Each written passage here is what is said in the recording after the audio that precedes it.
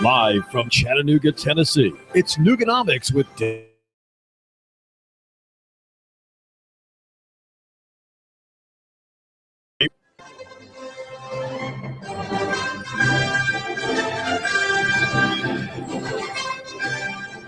we have a rich local economy in Chattanooga and Hamilton County if the capital that is infused into this local economy is political in nature?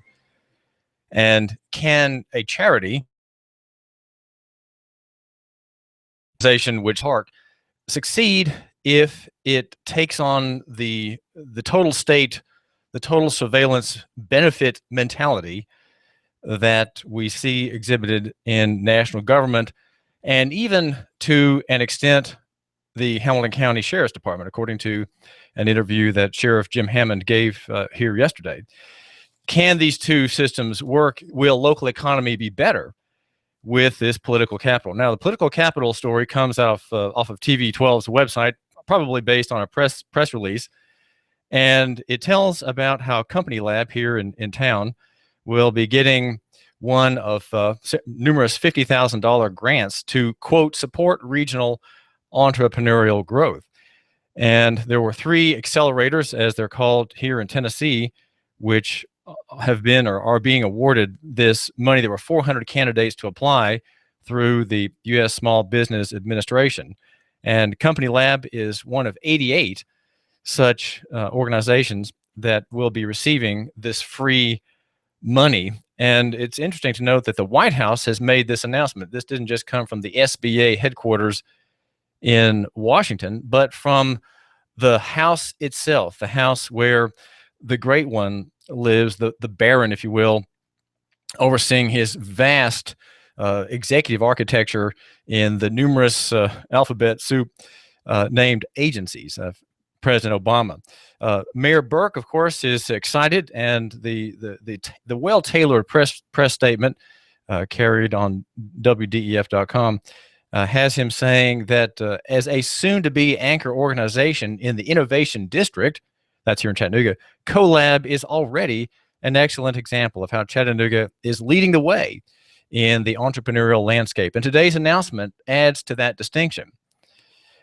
Now, I guess the question is, if we're going to talk about distinctions, is the distinction I'm raising of importance? Is it possibly telling of the kind of business that is approved, right? The kind of business that deserves government funny money, I guess you could say, or money that is laundered through entrepreneurial, free market oriented organizations such as CoLab. CoLab is definitely favoring the free market. It favors small business, and its self-assigned task is to help men like you, my listener, get out of your rut and start your own little business, start your enterprise, following a lengthy process of understanding how business works, how organizations that are going to become corporations at some point, how they get started. Mayor Burke goes on to say, the Accelerator Growth Fund Award will both support more small business development in our area and ensure our city can compete in the global startup economy. Well, maybe. I mean, the startup economy is not global. It's always local. But the mayor's point is well taken. His idea is that if we have small little businesses here, they will eventually be global players. That's a very great hope, hoping that indeed that the business won't be sold and will continue to generate profit for people here in Chattanooga. Speaking of out-of-town businesses buying local companies, we have a story at Nooga.com that tells about how Brandon Agency, which is a company, let's see where it's located, has bought another public relations and media consulting company here in Chattanooga that's called KMT. And the story says that this South Carolina-based marketing, telecom, business communications firm, Brandon Agency, is buying KMT Creative Group here in town that employs 11 people. And Brandon is much larger, with 100 on the payroll, and is absorbing this player so that it can take the profit which once served local people, which once was gathered here in Chattanooga, and export that profit to South Carolina, where Brandon is headquartered, and Brandon will manage this local business. So here's for example, we have a local business that we would say makes good, right? It's bought out, and the owners, which may well include the CEO, Scott Brandon, are given a pot of money of some kind or some kind of interest in the larger company, perhaps by way of shares. The story doesn't give any of those details, and so we have a local startup entrepreneur outfit that has a small step toward being a global player of the kind that Mayor Burke suggests in his quote about Collab. So Collab then in the news cycle today has received $50,000 from the good people to help the free market here in Chattanooga, where Collab is working to find people with potentially prosperous business ideas. But the question doesn't really go away, no matter how well we describe its efforts and its good people who work there and their loco-centric ideas and their ideals. Are we better off to have this money spent here with the attendant interest that people start having at Collab in national government and even national economy? What happens to your spirit, to your spiritual makeup as an organization if suddenly President Obama is extremely important to you, and President Obama's executive servants over at the SBA are extraordinarily important to you as well? How dare you say anything that offends him? You see what I'm saying? How dare you take a risk on someone who may be a person in some other venue says the wrong thing, right? Maybe he's a Republican. Maybe the person who could be receiving business investment consulting fee aid for free, right, under this grant. Really can't get that because that person we know is, he's on the right wing, or, maybe he's a Muslim, or maybe he's a Christian. For some reason or other, we can't support him. So that's what happens when you have political capital and what's called crony capitalism. So now Collab is a crony by this grant of the federal government. Of course, I think there are other grants and federal and state monies that flow to this organization, and this may be a relatively small amount. I don't have that data, but the point is that we have political capital. 400 groups applied, and 88 got it. 3 from Tennessee are receiving this handout from the national government. And meanwhile, Brandon Agency is taking over a company here, KMT Creative Group.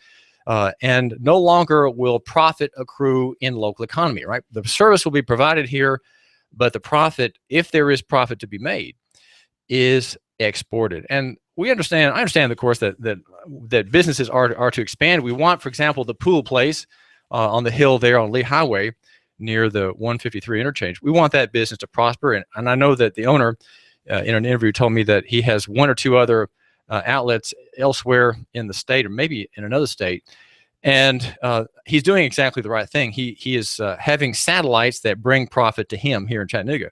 What we want in Chattanooga to have a prosperous city that is sustainable is to have every business be locally owned and have its satellites, if you will, in other people's local economy. That's I think the ideal if it could happen. Of course, it won't happen, and I think that the tide is just the other way. That we have probably more foreign-owned and out-of-town owned businesses in the county than we do local ones. I've not gathered that data, but I'm willing to bet if you look at the signage on streets that much of the revenue that comes in is through businesses that export the profit. So there is a kind of a sense of jealousy, if you will, in my remark about this. I think we should be prejudiced for Chattanooga, right? We should be loco-centric, not loco. We'll leave that for the progressives, but loco-centric, and we leave that to people like you, my listener here. My name is David Tulis. I do thank you for giving me a couple of minutes of your time. There are other things that touch kind of on the same theme. It's interesting how on certain days the news just kind of flows all of a piece, and that's the question there that I want to bring up next. That's kind of a parallel matter is of the use of the kind of the total security ideal that the national economy that the national surveillance state brings here to Chattanooga. And if you go to Chattanoogan.com, the important local news outlet run by John Wilson, you'll see in the op-ed section a very brief memo that I have written that John was gracious enough to publish about the Bethlehem Center in Alton Park. And the story brought to light by TV3, WRCB TV, and the reporter Josh Roden is about the new fence that's surrounding this center. And the thing of note is a quote from the provisional, the interim executive director, David Meredith, and he says that the fence went up to keep out rambunctious teens. It's a chain link fence that has barbed wire, outward facing barbed wire or concertina wire along the top. And he said in his quote to the TV station that the board put up this fence that has raised many objections to make sure that the children and people inside will, quote, always be safe and be protected from anything that may possibly happen to them. Okay, see what's happening here is that's a triple emphasis on keeping people totally safe and isolating itself from the neighborhood in which it finds itself. That's the Bethlehem Center, which is a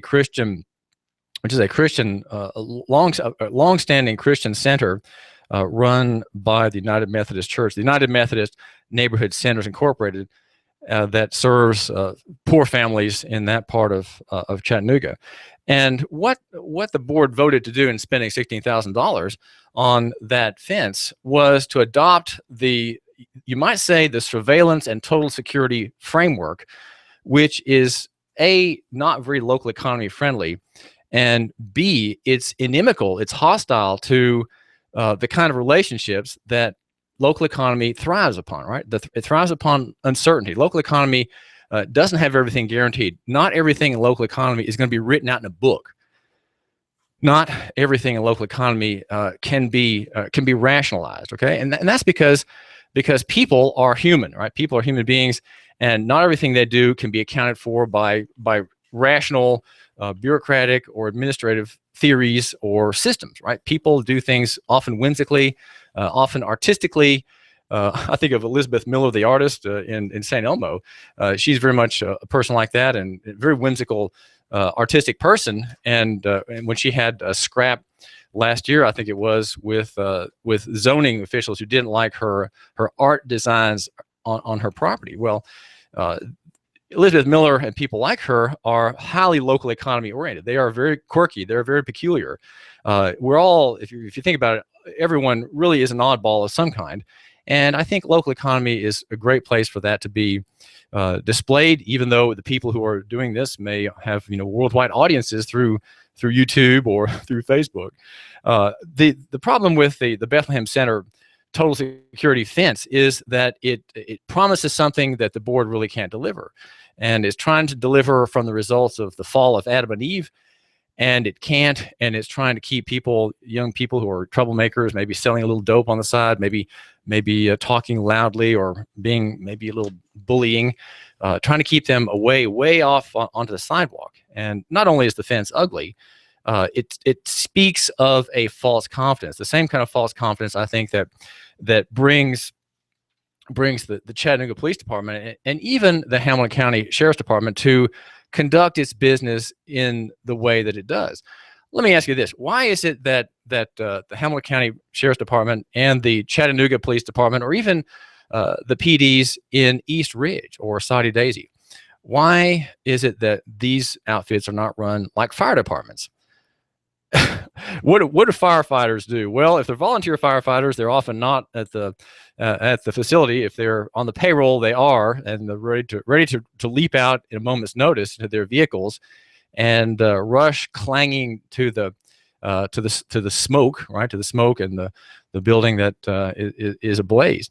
Fire departments are not like that. They are out searching for trouble. They're out searching for people to help, right? That's what we're to understand. That probably that is the motive why many men and even some women join police departments. They want to stop and solve crimes such as murder, assault, robbery, and rape. They want justice to be done. They want, if there is a robber or a murderer, that he be apprehended by them, that they be the ones to bring him to justice. They want the excitement of that.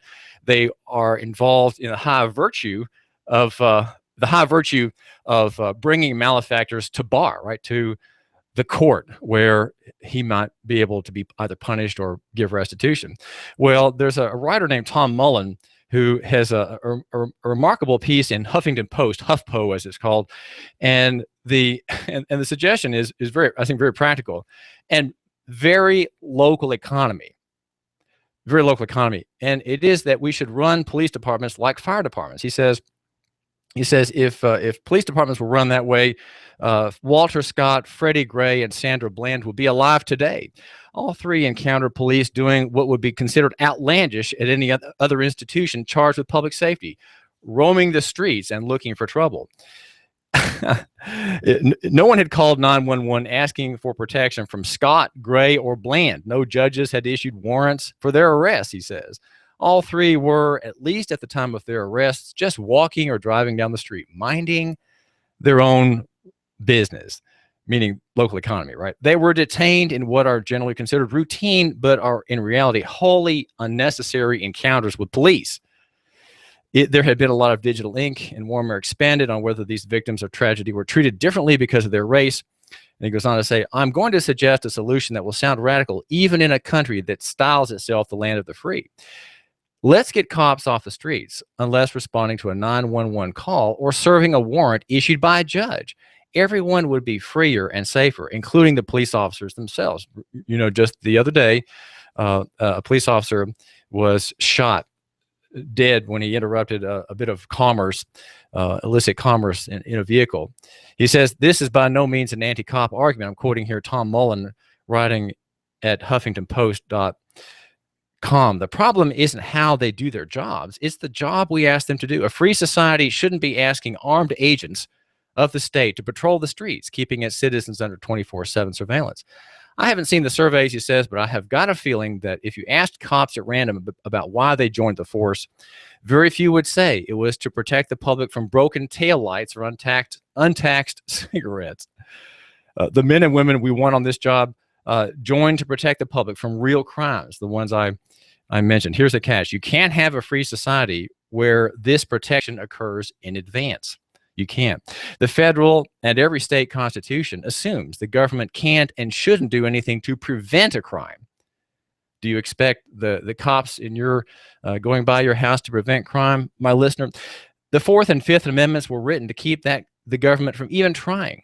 They assume the government is powerless until a crime has already occurred. The Fourth, in particular, providing further restraint on how the government investigates after the fact. Defending oneself while a crime is occurring is left to the citizen. It is not the responsibility of police. And that's one thing I did not have the wherewithal to ask Sheriff Hammond yesterday what he'd recommend. Does he recommend, in the way of protection of you, my listener, two things: A, prayer, and B, that every man be armed? This writer at Huffington Post, Tom Mullen, goes on to say, the job we ask police to do today annihilates the principle of the Fourth Amendment, regardless of statutes and Supreme Court rulings. Police surveying all of society all the time is as unreasonable a search as there ever was. Only decades of becoming accustomed to the idea allows us to see it any other way. Well, this is David Tulis, and I want to mention to you that you should eat out today. Make sure you go to Delia's, authentic Mexican restaurant in South Saudi Daisy, run by Maria Hernandez. Delia's is a great little restaurant, not a grand and ostentatious place, very, very common in a way, very, very workmanlike, but you will enjoy the authentic food that Delia's will put there before you at your table. The freshest ingredients, all cooked to perfection. She has a rich selection, loaded nachos and crazy chicken and homemade tamales, enchiladas with beef, chicken, and pork. The special today is the taco salad, and it's $1 off, right? $1 off at Delia's. And mention our station, and you'll get a free iced tea. Make sure you say, hey, can I have my free iced tea? I listen to Hot News Talk Radio, and that is where you are today. I do thank you for giving me a couple of minutes of your time here at AM 1240 Hot News Talk Radio. And the man who's watching me on our YouTube channel will probably have already snuffed at my choice of bow tie. It really doesn't match. I got out of the house today after Jeanette. She was very busy, and I didn't have time to make my selection. So I tried a selection which I perhaps shouldn't have, one that she had flatly rejected a couple of days ago. And she forced me to change my shirt to not wear the tie that I had selected with it. So today I've got the forbidden combination, and I hope she doesn't find out. So don't tell her. Well, this is David Tulis, and by the way, there's a numbers guy in Chattanooga who will help you. His name is Eric Pelton. Eric Pelton, EJ Pelton Company. He's an accountant. He'll keep your cash flow going if you're a small businessman. If you're liable for taxation, he will help you with that. He does your accounting as well. Eric Pelton, EJ Pelton Company. Call him at 622-3156. That's 622-3156. We're going to hear now about a maverick in the medical field taking on the machine, taking on the giant. You give us 12 minutes and 40 seconds, we'll give you Chattanooga and the world. News Talk 1240. When my brother and I opened the first Jets Pizza, we believed if we made the best pizza, customers would find us. So we made fresh dough each day, used fresh toppings, and premium mozzarella cheese. 300-plus stores later, we still do. Try Jet's famous 8-corner pizza with premium mozzarella cheese and one topping, now just $11.99 for a limited time only. Jet's Pizza, the best pizza in town. 3600 Hickson Pike. Life is short. Eat better pizza. Let's get Jets.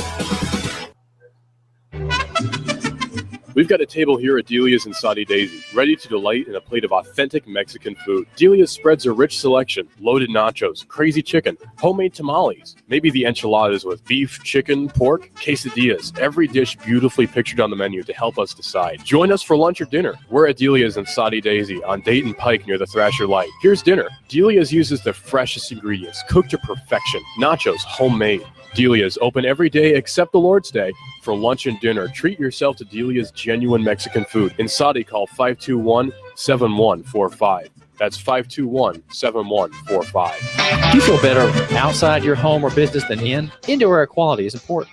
Mildew, mold, smoke, water, and rodent damage are prime causes of poor indoor air quality. Ducts Indoor Air Professionals, better known as Duct Busters, cleans HVAC systems using 127 definable Duct Busters steps. Let Mark Thompson address the indoor air quality at your business to help reduce employee illnesses. Prevent fires by cleaning your dryer vents. Mark and his parents, Dick and Joan Thompson, have been building our local economy and helping local people with HVAC systems 16 years. Ducts Indoor Air Professionals.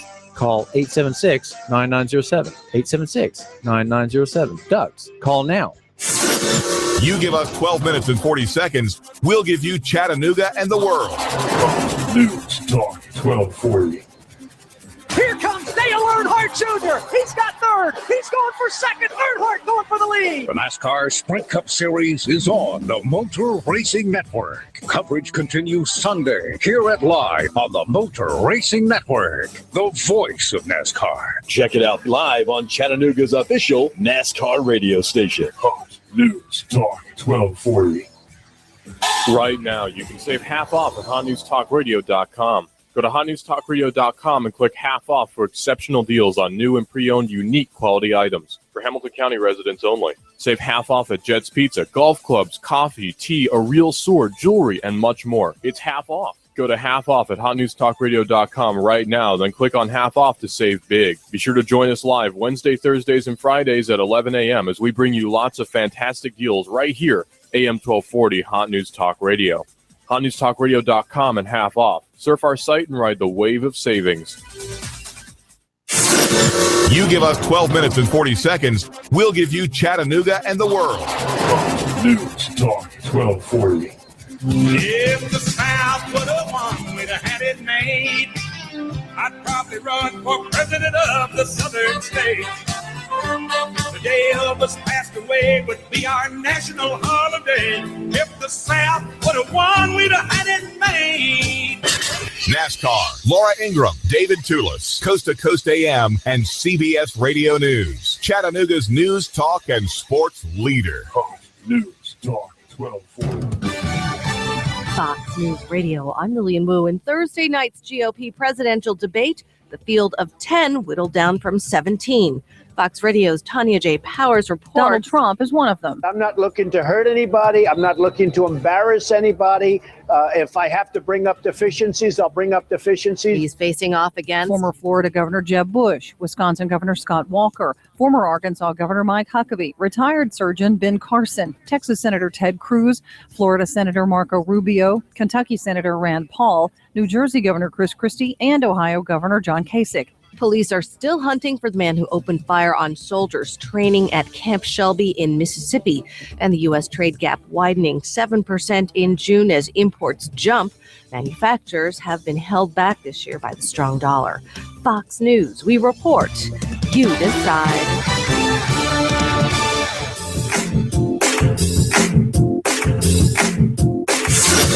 You give us 12 minutes and 40 seconds, we'll give you Chattanooga and the world. News Talk 1240.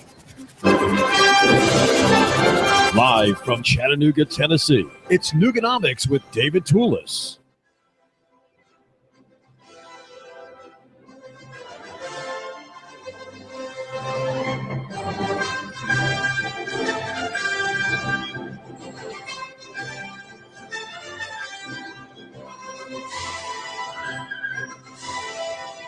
Well, local economy needs people such as Dr. Danielle Mitchell to take on the Goliath, take on the giant, take on the gigantic bureaucracy, which is the world of third-party payers, insurance.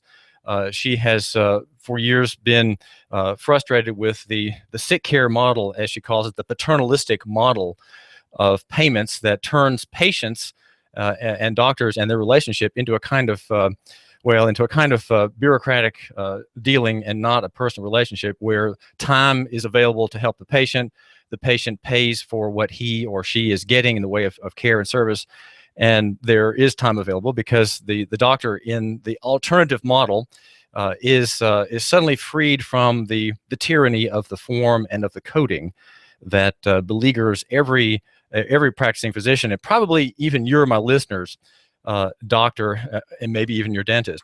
So this is David Tulis, and I do welcome you here to our show. We're going to talk with Danielle Mitchell, who owns and runs Chattanooga Sports Institute, and she is an Oregon native and has been here for 4 years and has been in her practice for a couple of years you're right near Access Family Pharmacy here in Hickson. Yeah, so I'm right down the street, actually, closer to the McCamey Animal Shelter.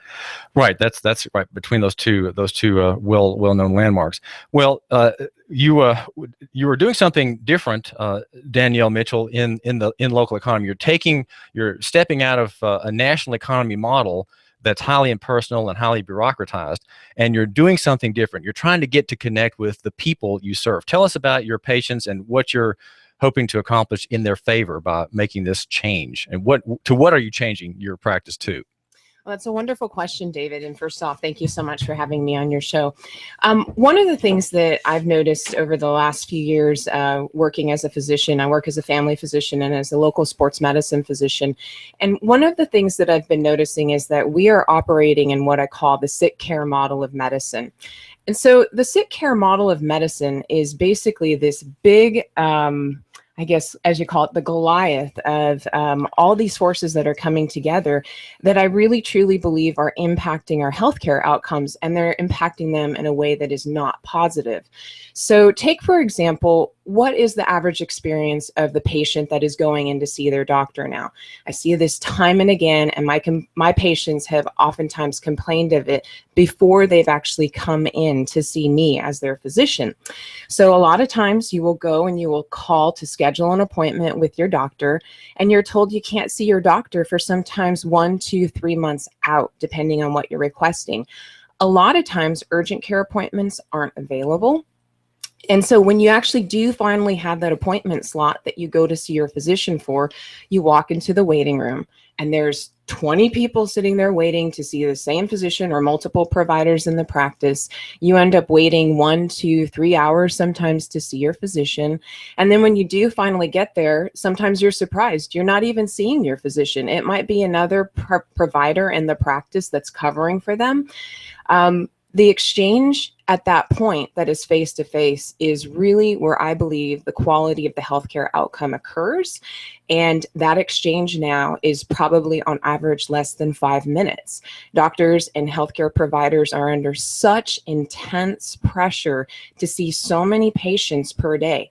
On average, most family physicians are seeing anywhere from 20 to 30 patients a day, sometimes more than that.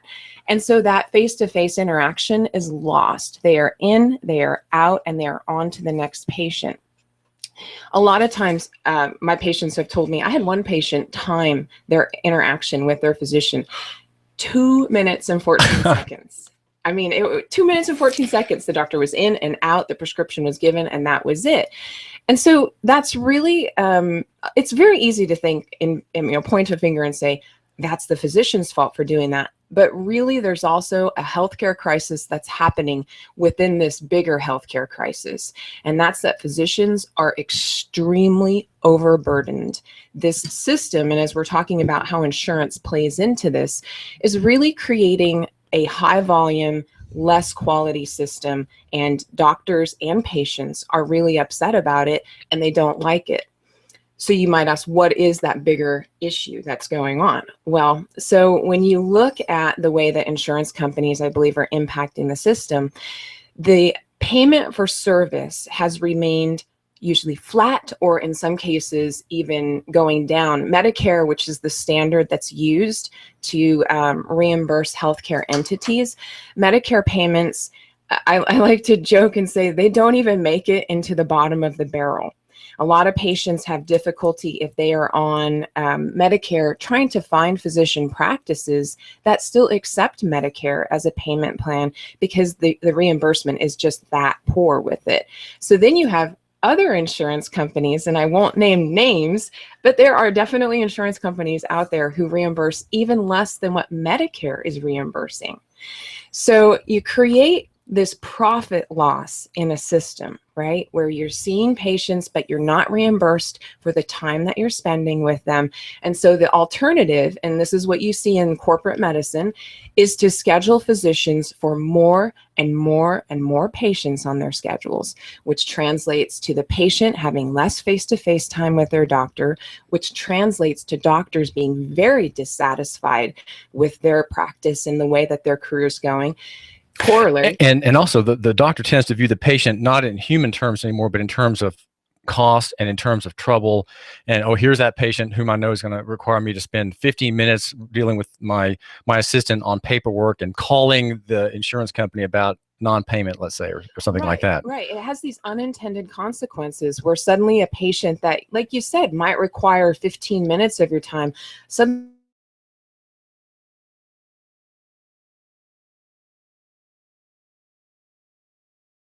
that's being taken is not in medical care, but it's in paperwork in the back office after that patient's already left. That's the part I'm saying is why that patient is an ugly duckling for the doctor. Yeah. So when we look at things like prior authorizations, which are oftentimes required for ancillary studies, I have prior authorization requests. This is how ridiculous it is. I have certain patients who come to me.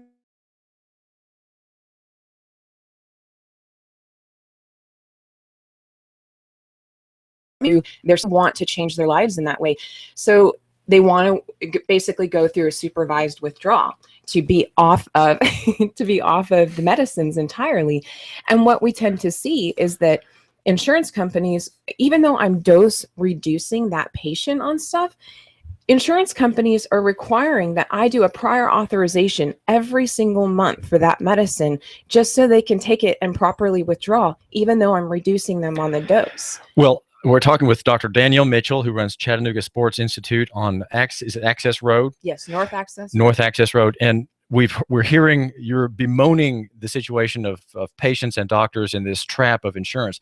Now, let's make it really clear what your solution is. You are a doctor, a pioneer doctor in Chattanooga, turning to the cash model. Now, explain what that is. Explain what the cash model is and how you have you're trying to phase out of the insurance model that has your ankle in the steel trap. So that's a great question. So one of the solutions that I'm offering up to help me have more face-to-face time with my patients, because that's where I really truly feel like the quality of the interaction happens. You have to spend more than 5 minutes of time with patients to get good quality healthcare outcomes. So what I've offered is there's a 3-option system that we're slowly phasing into here over the next few years. And it was with the intention of phasing out insurance companies altogether. So the first system is what I call a medical membership model. And this model essentially costs people $50 per month. So per member, that would be $600 a year. And we bill it in 3-month installments. And what that buys you is essentially 4 30-minute office visits with me as your physician. And those office visits can be used for everything. If you want to come in and have your physical, if you break your arm, if you have like nutritional concerns and you want to discuss like a healthy lifestyle plan, which by the way, a lot of insurance companies won't pay for that. Some of them do now, and it's been mandated by the Affordable Care Act for some plans, but most of them will not if you go in to talk to your doctor about obesity. So those visits, you can use them entirely as you wish. The other nice discount that medical members get is this dramatically decreased or discounted rate towards ancillary services. So like, I'm a sports medicine physician. I do a lot of stuff with like, bone, tendon, joint, muscle aches. I have x-ray on site. So if you need x-rays for something, instead of, paying like for a set of 3 x-rays on average, which is $40 to $60, you might, on our plan, on our medical membership, people pay $10 per film. If you have a sore throat and you need a strep test, $10 for the strep test. The really cool thing too that we're doing is all of our prices are posted online. So you can go, yeah. So you can actually go in. These are called real prices, right? These are real prices. My listener will pay the price that he finds on your website. By the way, what is the website? www.ChattanoogaSportsInstitute.com. ChattanoogaSportsInstitute.com with Dr. Danielle Mitchell. Okay, that's the first of the option, probably the most attractive option, Danielle. That's called the membership model, for which my listener would pay $600 a year. Let me ask you this: if he pays in cash all at once, does he get any kind of discount? If he pays in cash, so he's already discounted at that point, actually. And when you look at, that's a great question. When you actually look, I invite people to go to the website. On the left side of the website, you'll see an option for pricing. Go through and look at those prices, because then when you start to see like what members actually get for a discount, like for my labs, if you come in and you need to have like blood tests done, what I do is I pass along my discount that I get through the lab. So people are getting, like, a lot of times they think, you know what, if I go in and I see you as my doctor for my physical and I have to have my blood work, and my blood work, that's now going to a separate entity, oh my gosh, I'm going to pay like hundreds of dollars for physical exam lab work. In reality, that lab work costs about $20 to $30. The second model that you have, Danielle Mitchell, is the pay-as-you-go. And talk about that as an option. That's, I guess, your second favorite option. But the listener may want to, that may suit him. How does that work? Yeah. So just yesterday, I was talking with one of my patients who's evaluating the plan, and he said, I'm pretty healthy. I don't see myself going into the doctor 4 times a year, but I might go maybe a couple times. And so that's really where I've created what I call the pay-as-you-go plan, which essentially bills out at $60 per 15 minutes of block time used. So the patient still has a lot of control over how much time they want to see me as their doctor. And it's basically based on the time that they consume. And again, it's in 15-minute blocks. They still get a discounted rate towards my ancillary services, but it's not quite as much as somebody who's a member, because that's part of the perks of being a member.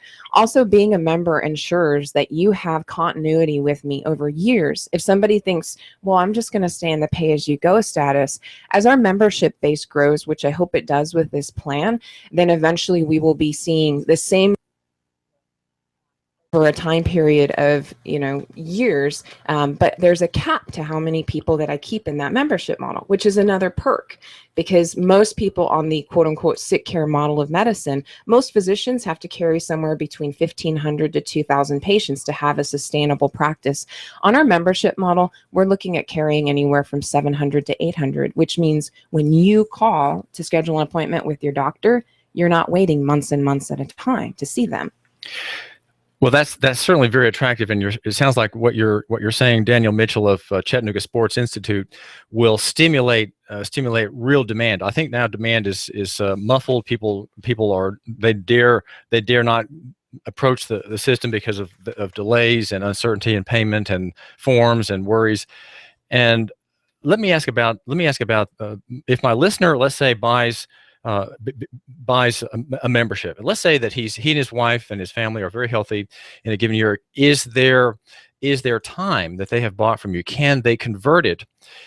Here's the problem. There's a poor woman who lives 3 houses down. She has 2 children. Her car is often smoking. She's hairy. She has two part-time jobs, and she's stressed out for daycare for her children when she's on the job. And my listener knows about this woman's situation, and he wants to afford her some social capital, or he wants to afford her some help. Can he take the unused time that he bought from you, transfer that to her as a form of currency? In other words, can his purchase of your time be converted into a kind of an asset that he can use in exchange? In this case, he would be giving it to her as a donation. He's saying, look, I know this great doctor, and I've already paid for you to have some visits with your children. You have a couple of visits. Is that something that's possible? Because that would expand my listener's prospect for charity, since he's a very healthy person. He shops local, and he eats homegrown food from the farmer's market. So he's probably a healthier guy than the next man. But he does have this interest in his neighbor, and he'd like to know about the use of your receipt, as it were, as a form of currency, which he can pass on as a kind of a claim upon you to that woman down the street. Yeah, so that's an interesting concept. I've never really thought of it in that fashion before, but one of the things that people get to know about me right away, being their physician, is that I went to med school to be a doctor and take care of people, number one. And, and what I'm hearing from your explanation here on the situation is it really does actually get at some of the altruistic things that we do as physicians. We want to take care of people. And one of the nice things about being the boss of my business is if I hear something like this and I'm like, yeah, this woman's in a really bad way. And if this gentleman who's a member can afford to pass along one of his visits to her, I would certainly be open to that idea with stuff. I guess that's called the barter economy in some ways, Danielle. Well, okay, so we talked about two membership models that you have. There are 3.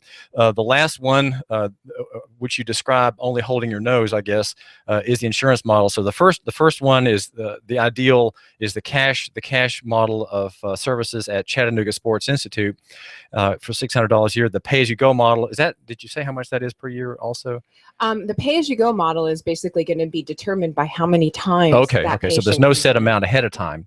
Okay, so it's as you need it, you pay as you go. Yes. And then the third model, which is where you are now, you told how many hundreds of patients do you have now at Chattanooga Sports Institute, and who are they, and how are they paying you? Well, I'm proud to say that we're going to be celebrating 2 years this November of being open as an independent clinical entity, and we have close to 900 patients at this time. I have spent literally very little money on advertising for my practice. It's all grassroots referral, which is an incredible compliment, I feel like, to me as a provider, because that means other people are going out and telling people about my practice and how it's vastly different from the big medical machine that's out there right now. Well, how is it vastly different if you're still taking insurance? That's a good question. So even though I'm taking insurance right now, what I'm doing is I'm still spending time with people, talking about the altruism of being a physician and taking care of people. Oftentimes, if you go in and you read articles that are listed over this model right now, there's one on Nooga.com that talks about this. Quite a few people actually came in and commented about the care that I have delivered to them. And it's very flattering to see that people realize there is extreme quality in what they would eventually be paying for on the membership. But right now, that third option that you're talking about, which is people who still want to use their insurance. And here's the big key with this. So insurance companies, when a provider is listed, them. In-network essentially means that you are getting the insurance company's contracted rates for those services with that provider. And if I choose to say to the insurance company, you know what, I don't want to play this game anymore. I want to deliver better healthcare outcomes to my patients, I am going to step outside of your network and become what's called out of network. What you see translate to your insurance benefits is there's an in-network deductible and an out-of-network deductible. So if I come through, and this is what we're trending towards right now, I'm going to be looking at insurance companies, seeing which ones are the poorest paying, the most difficult to work with, which is a biggie for me. I'm going to start eliminating those insurance plans. So I would become out of network for those plans. Those are people who are going to become eligible if they choose to keep their insurance with that plan. Those are going to be people who become eligible for membership. Also people who are uninsured. So if somebody calls up and says, you know what? I'm uninsured, I want to be a member with stuff, then you are completely eligible for membership.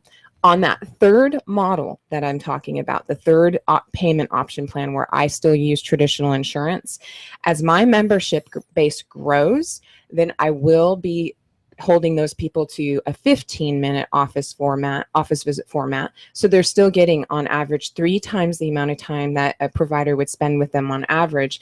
But I'm really trying to get people to realize that your health is worth it. Spend time with a doctor who's willing to spend time with you. This is David Tulis. Thanks for giving us a few minutes of your time. We're talking with Dr. Danielle Mitchell, who runs and owns and founded Chattanooga Sports Institute here in Hickson. I wanted to mention Trade Bank of Chattanooga. We're members of Trade Bank, which is the smarter way to barter and improve your cash flow. We trade among 400 local businesses in every field. Call 877-2202 to learn more, 877-2202. Well, Dr. Mitchell, you make reference to the paternalistic model and the sick care model of medicine. Do these systems favor an interest that you have, which is in nutrition? Absolutely. So this is one thing. They do care about nutrition, these two models? The models that I'm introducing are very much founded in nutrition and activity and what I call true preventative medicine. The paternalistic models do not. Do not. Okay, got it. Do not. Right, understood. So one of the things that I bring to my practice, which I think is extremely unique, and this is, I hope, changing as medical institutions across our nation are training physicians and healthcare providers more in using an interdisciplinary approach to nutrition and healthy lifestyle, but also training physicians, physician assistants, nurse practitioners on the real basis of what good, healthy nutrition is. So my experience, if you knew me back in 2007, I was actually diagnosed as being morbidly obese. I'm 5'6" in height, and I was almost 250 pounds. And I decided that I was going to make a huge difference in my life. And so I made a change. And through adopting a real passion and love and educating myself on nutrition, I lost almost 100 pounds. And not only did I lose 100 pounds, but I really pulled out what I call the inner athlete in me. So I was marathoning. To date, I've gone on to finish 6 full iron distance Ironman triathlons. I'm in training right now for Ironman Chattanooga, which will be my second time doing this particular race this September.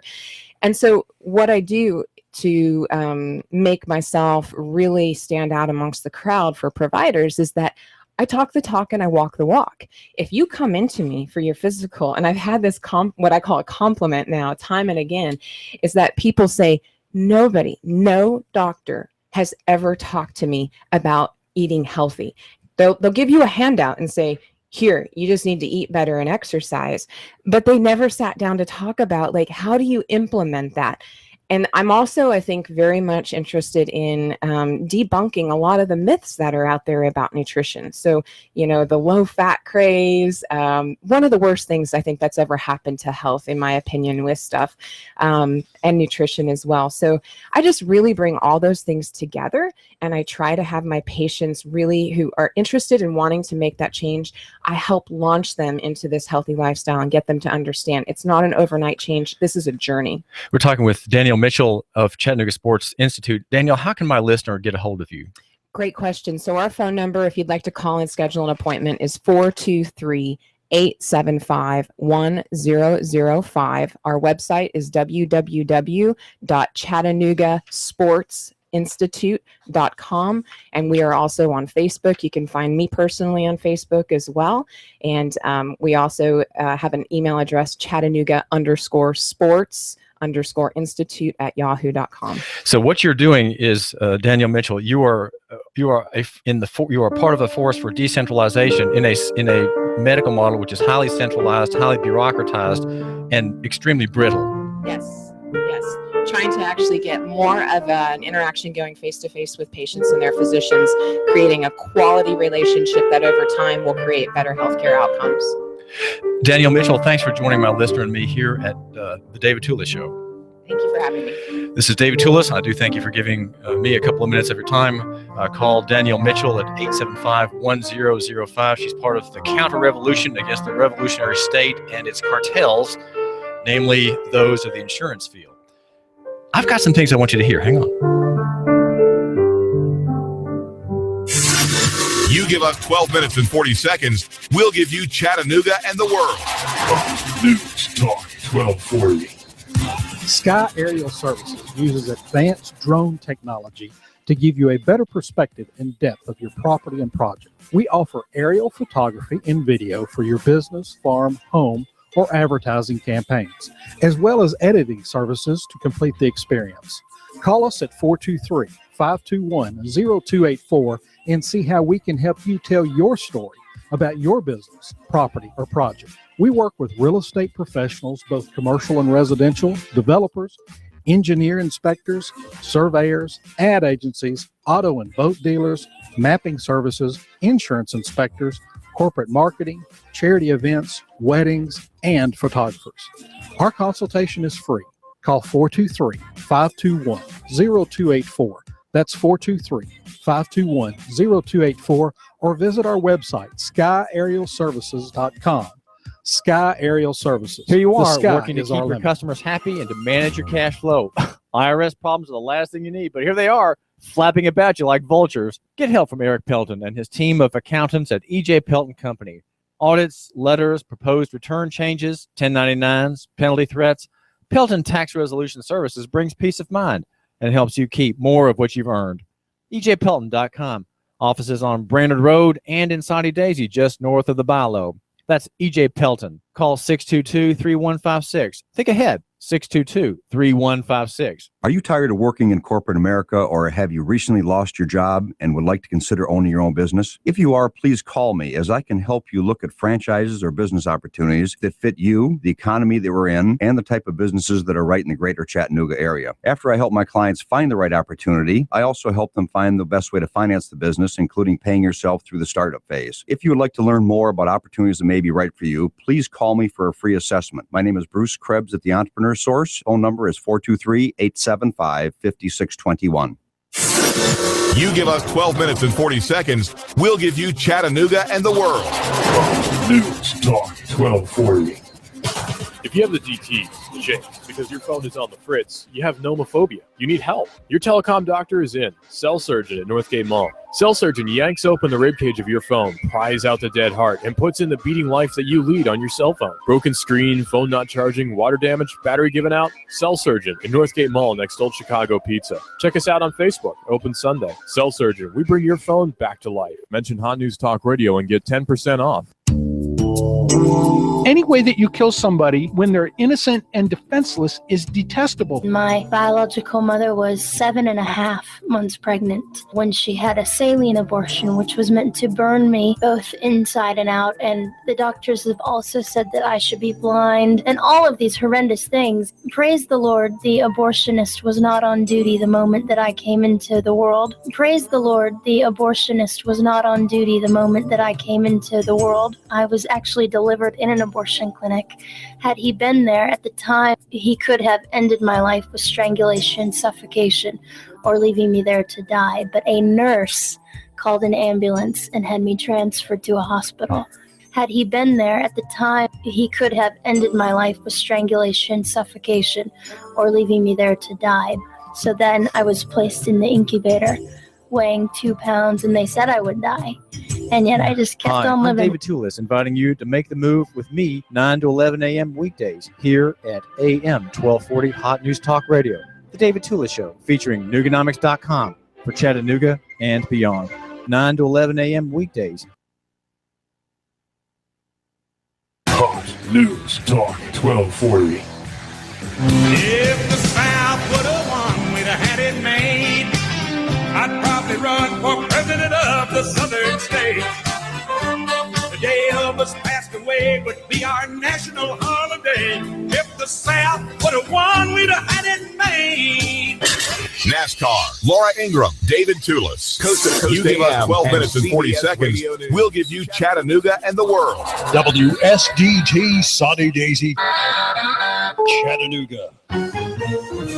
CBS News, I'm Frank Sedetani. President Obama and other key administration officials are making a concerted effort to win support for the nuclear deal with Iran. Live to CBS News White House correspondent Pam Coulter. Frank, with the clock ticking on Congress's 60-day review of the deal, the president's ratcheting up the pressure on lawmakers. He'll appear at American University, where President Kennedy made a famous call for Cold War diplomacy. Mr. Obama will describe the decision on whether to scrap the agreement blocking Iran from getting a nuclear weapon as the most consequential foreign policy debate since the authorization of the Iraq War. Now, a very unpopular decision.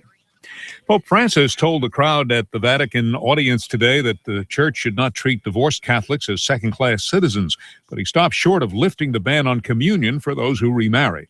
Christopher Bolito is a church historian at Kane University. The place where the rubber meets the road is going to be whether or not they lift the ban on whether divorced and remarried Catholics can indeed receive the Eucharist during Mass. It's very clear that this Pope wants that to happen. The Italian Coast Guard says a boat packed with hundreds of African migrants has capsized in the Mediterranean, pitching people into the sea.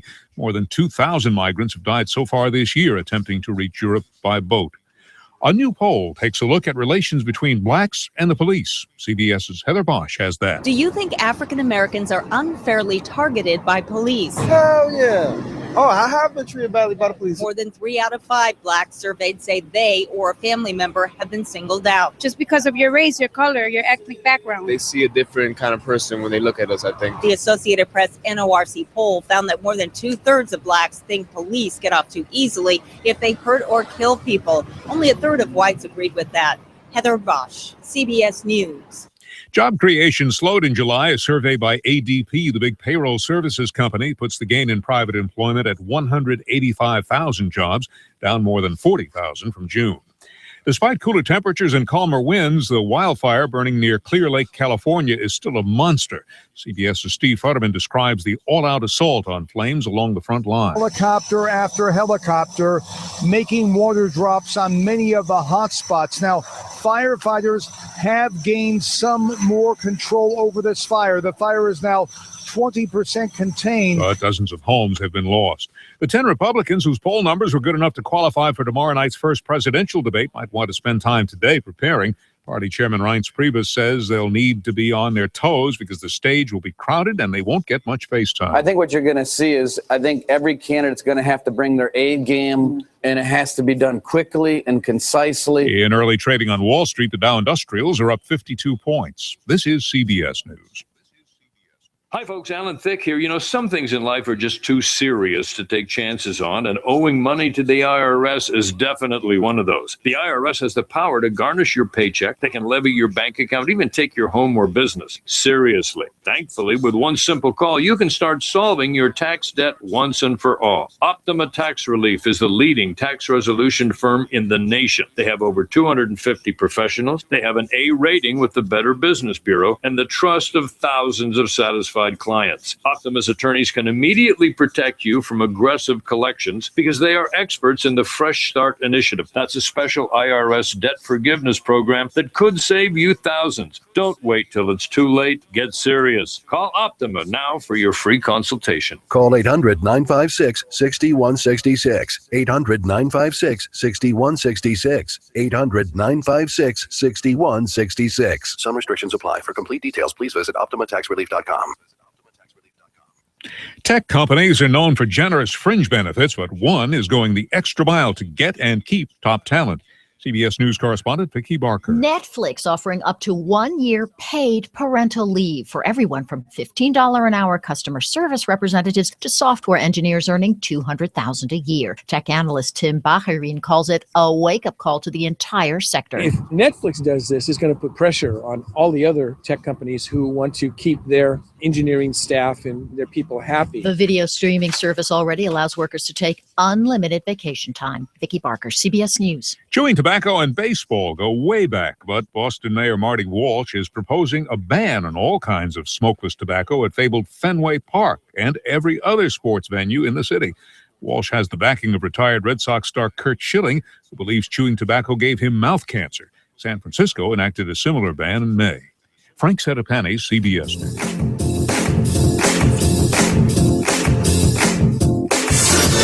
You give us 12 minutes and 40 seconds, we'll give you Chattanooga and the world.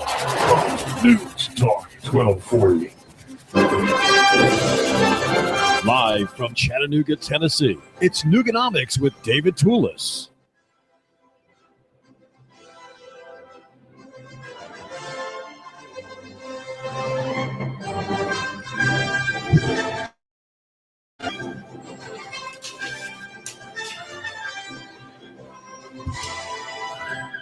This is David Tulis. We're trying to figure out how local economy has solutions to national crises. There are several of them.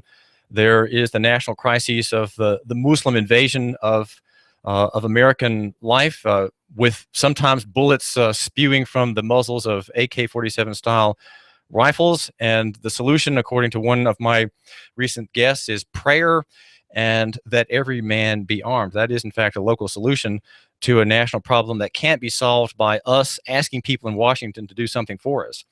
In another field, that of medicine and the payment for medical expenses, we have a national solution that has caused innumerable problems for people. It has made medical care alien and remote. It has put tremendous stress on the doctor profession, the medical profession, whose members sold their souls to the national government under President Johnson, and the idea of free continuing money rolling in from Medicare and Medicaid, but they are most all of them in a severe and sore servitude and bondage, I would like to suggest. But some of them, some doctors, such as Dr. Danielle Mitchell of Chattanooga Sports Institute here in Hickson, is seeing the way out, and she is turning to the local economy model of care, and also the means of paying for care, which is where you, my listener, think in terms of your doctor and your relationship. You always think through the insurance grid. Is it possible for you, my listener, to think outside of that insurance grid? What's the answer to that question, Dr. Mitchell? Can my listener think outside of insurance when he thinks about medical care? What's his hang up? What's his problem? So whenever people are evaluating our medical membership model as something, is this right for me? I think there's a lot of things that go through their mind. And the first one is, well, why would I pay an extra $50 a month per person in my family to take advantage of a model like this? And there's multiple reasons for that. Number one of the biggest things that you can do on our medical membership model is, if you are somebody who is of average health, and let's say you go to the doctor 2 to 4, 5, 6 times a year, you will actually save money on this model, and here's how. So if you're somebody who's not anticipating large medical expenses like surgeries, the birth of a child, things that are really going to hit your deductible in a very large way, then what you can actually do is, if you have the opportunity through your employer, or if you're buying your healthcare coverage on the healthcare exchange, what you can do is actually evaluate different plans and get what was classically known as a catastrophic plan, meaning that your deductible, your in-network and out-of-network deductibles will go up, but the amount that you pay on your monthly premiums will go down. And so if you're somebody who doesn't anticipate, a major medical issue that's going to cost a lot of will over time on your monthly premiums, and in part that money you save can then be used to pay for your medical membership fees. The other reasons that I would really talk to people about why you want to consider a medical membership model, and hopefully more practices that adopt this model, which I will say as a sidebar note, more practices are going to be looking at going to this right now across the nation. There's probably anywhere from 5 to 10% of primary care practices that are getting rid of the insurance model because it is impacting healthcare delivery in such a dramatic way. So with this movement towards medical membership, what I really want to stress to people is, I keep talking about the 30-minute office visit format. That is so incredibly important. So when I talk about my what I bring to my practice in terms of true preventative medicine, one of the oaths that I took as a physician was first do no harm. And then my second one that I've adopted over the years is put the prescription pad down. Because that is the quick fix for stuff, and the quick fixes are not long-term solutions. And those quick fixes, those lead to bigger healthcare bills, more money paid out of pocket over years with stuff, poor health outcomes. So I'm really about sitting down, talking to people. What is the big issue that's going on in your life that is causing this outcome with stuff? And I really seek the long-term solutions, which for me, in my practice, I focus on 4 things. Nutrition. That's 80% of the equation right there. Right now, we are in a time where the consumption of processed foods is so high. And I think that's underscoring so much of our poor healthcare outcomes. Number 2, activity. We don't exercise. We don't like to be active because, gosh darn it, it hurts to be active. And I don't have the energy to do that, which feeds into problem number 1, nutrition. The third thing I look at, and I think is incredibly important, is sleep. We are a sleep-deprived nation, and so I talk to people and get at, what are your hygiene habits? Are you giving enough time for sleep? Most people, I'd say 70% of who I interview, do not get proper rest, and it's not quality rest. And the fourth is really emotional well-being and centered. What are you doing to truly take care of yourself? Because to take care of others in life, you have to take care of yourself first. So we really focus over a holistic standpoint, looking at the entire forest and all the trees that make up that forest to say, this is your goal in your journey, and we're going to help you get there. You were offering Danielle Mitchell of Chattanooga Sports Institute an antidote to the industrial model of healthcare, which turns people effectively into cattle. They're merely physical beings. There's no soul, there's no person, there's no personality, there's no history really.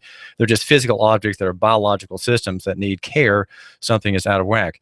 Your goal recently revealed here in Chattanooga is to have a membership model that's the premier way of having a relationship. You have a maximum of about 700 or 800 possible people or families that you can deal with in this model. Right now, you say that physicians like you have up to 2,000 people that they have to have as class just to get them to get payments and to get the herd moving through the halls of the medical practice into the waiting rooms or the visitation rooms.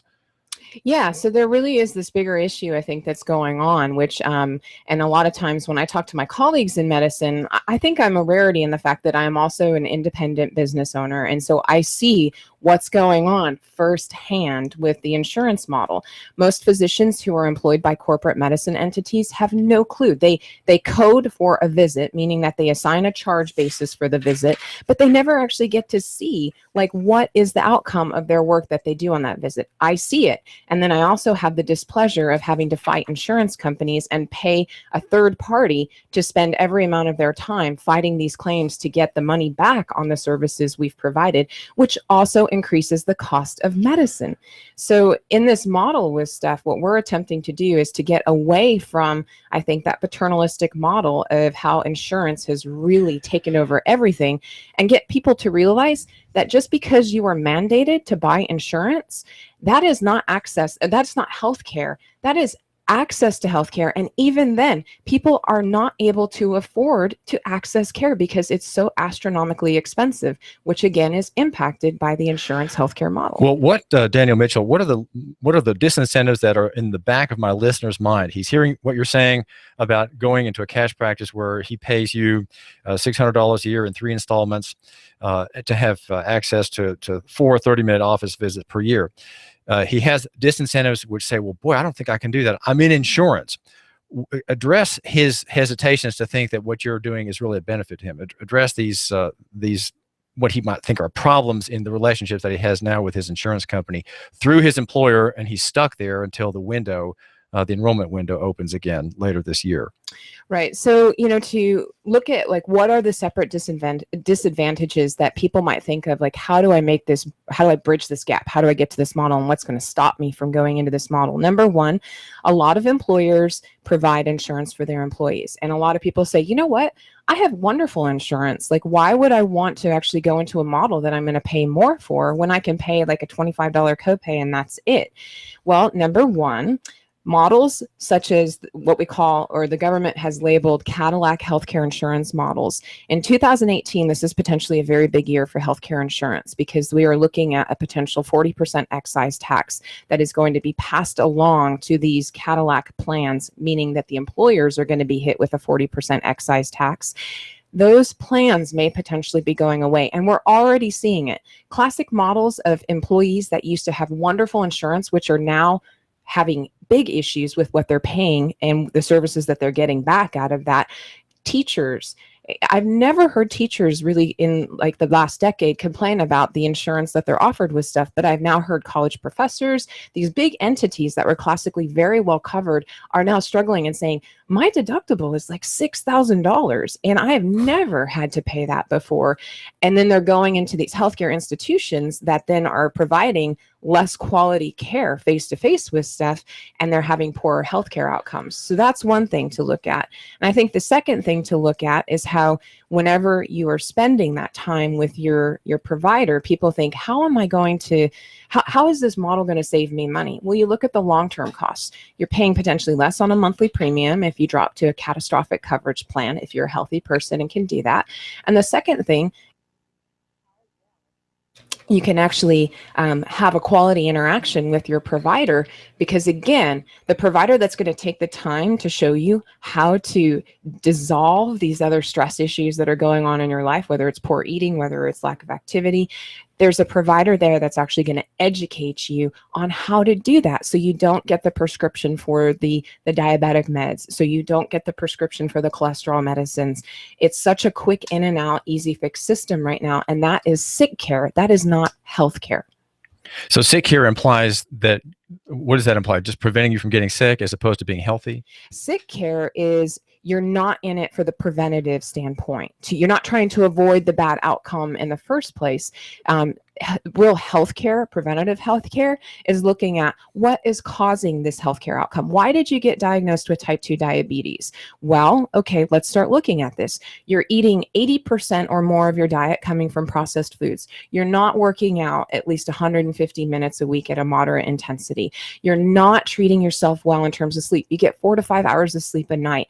And by the way, your emotional status with stuff and the way that you're connecting with the things that are important around you, which by the way are things that don't have, things that do have a pulse. Those are what you want to connect with. Things that don't have a pulse, you need to lessen the connection. You mean consumer goods and gadgets and exactly. Speedboats. So really trying to get people to understand, what is it to have true quality of life? And so I'm really trying to help educate people on that. Well, this is David Tulis. We're talking with Danielle Mitchell, a physician who owns and runs Chattanooga Sports Institute. No doubt a growing practice as more people want to shift out of the insurance model to the cash model, to the concierge model, to the prescription model. What happened in your career, Danielle, that made you realize that you couldn't continue as you were going? Was there a moment that you saw something, you had an interview with someone, or you spoke to an older doctor who gave you some advice? What happened to convince you that you had to make this bold step, which certainly is full of many headaches and additional duties and chores as a businesswoman? Yeah, so that actually this journey and this process of creating the Chattanooga Sports Institute actually stems back from my experiences in 2007 and how I went through my own lifestyle change with stuff.